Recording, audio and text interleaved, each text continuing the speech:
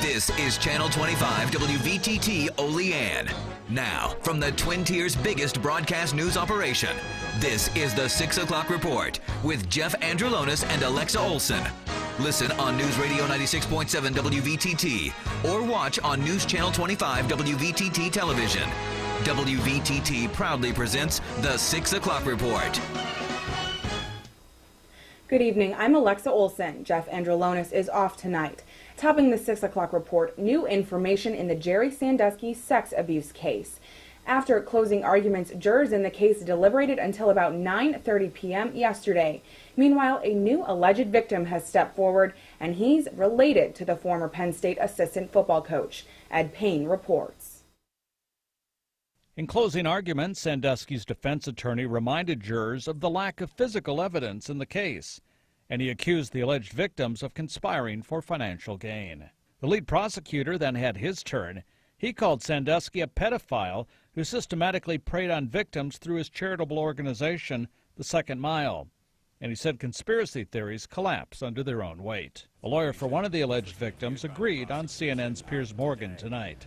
What I saw from the defense was largely an attempt to create a conspiracy theory.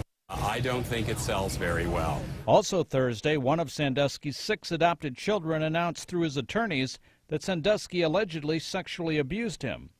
At the start of the trial, 33-year-old Matt Sandusky sat with Jerry Sandusky's supporters. A character witness for the defense told Piers Morgan tonight he questions the son's claim. That doesn't provide a whole lot of credibility to what he's doing when you're changing your mind over a week period of time who you're going to support. I'm Ed Payne reporting.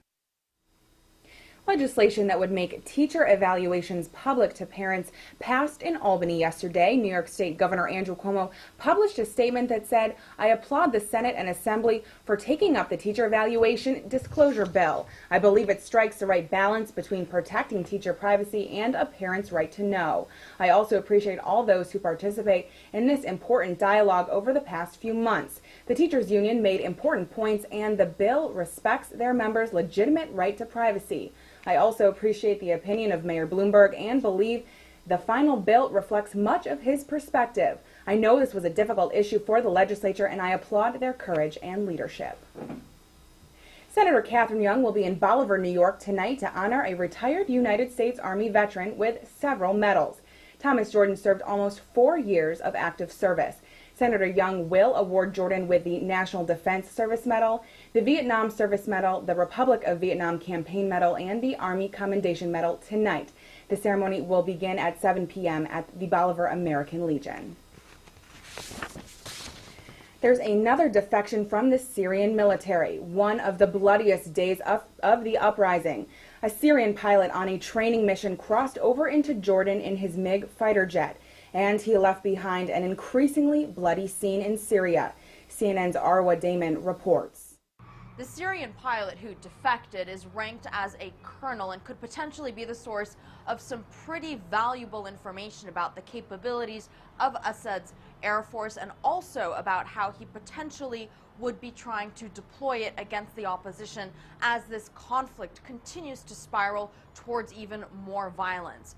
As it has been reported every single day, more deaths taking place across the entire country. Opposition activists also reporting of yet another massacre, this time taking place in the southern province of Daraa, where, according to opposition activists, a small town came under intense shelling for a few hours, and after that, it was stormed by government forces and pro-government thugs who allegedly carried out a significant massacre. A number of deaths also reported in the flashpoint city of Homs that has come under sustained and intense bombardment for weeks now.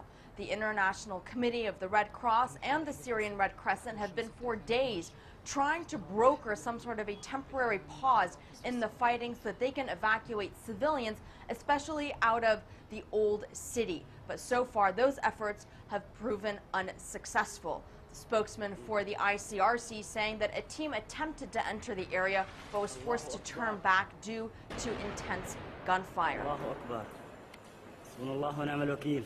Meanwhile, the U.S. ambassador to Syria, Robert Ford, who has not been in Damascus since the embassy closed in February, is threatening international prosecution of military members. This part of an ongoing effort to try to encourage more defections and put even more pressure on the Syrian regime.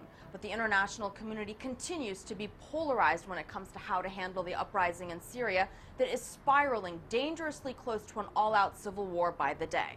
Arwa Damon, CNN, Beirut. New audio being released from the Trayvon Martin shooting. That story and more on the 6 o'clock report coming up next.